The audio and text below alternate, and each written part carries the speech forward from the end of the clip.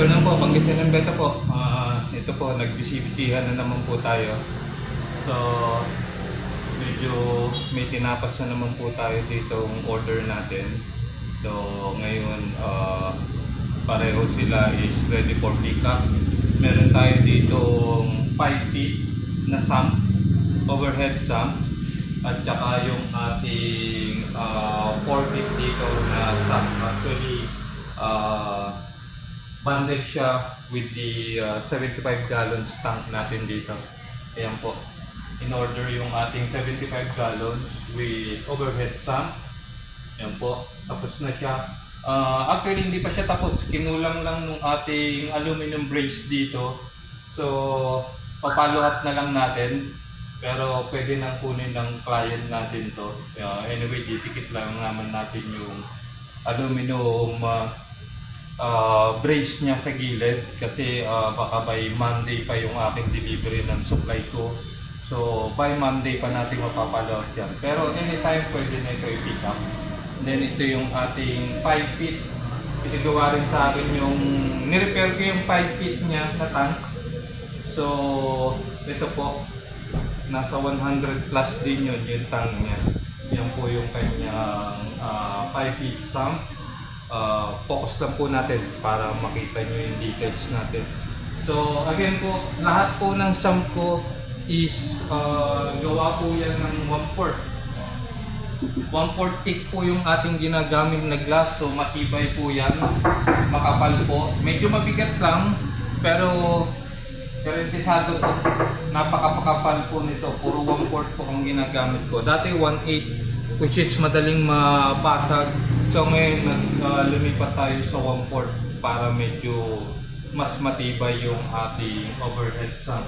And although mabigat yan, nilalagyan ko naman ng additional support po yung tangke. No?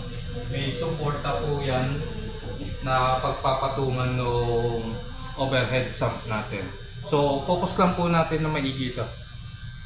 Ito po yung ating 5 feet na sump. Ayan po. So ito yung kanyang waterfalls. Yung waterfalls niya. So 5 feet. 1 foot per division niya. So kaya magiging 5 division niya. So 1, 2, 3, 4, 5. So ayan po siya. Again, makita nyo po is makapal yung ating salamin. 1/4 po. So ito po yung ating 75 gallons na tank. Yan po, kulang-kulang siya dito. Nagyan po natin siya dyan. So ginamitan natin ng 1 inch ito. 1 inch or 3/4. 3/4 na aluminum brace na brown. Yan po. Then yung ating styro natin dito, yung support natin yung styro natin is 1 inch po yung ginagamit natin. Hindi po 1/2, 1 inch po yan. Then makita nyo yung brace natin sa loob. And then ito yung kanyang sump, yung overhead niya. So 4 feet, so 4 division po tayo dyan. Yan po, 1, 2, 3, 4. And then yan yung kanyang pabaksak po dito. So again, ito po yung ating suporta dito. Suporta natin sa gitna, medyo mas malapad para kayang-kayang buhatin yung overhead sump natin. And then sa kabilang side.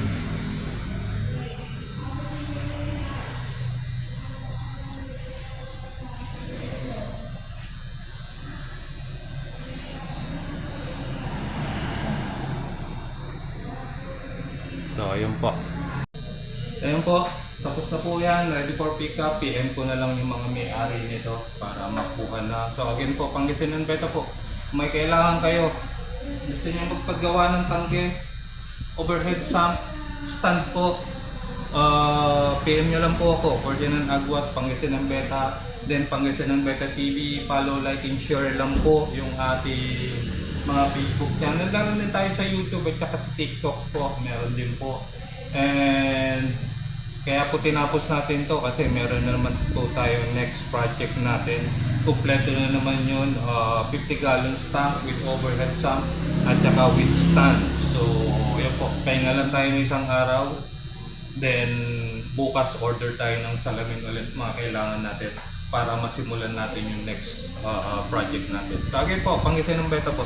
Salamat.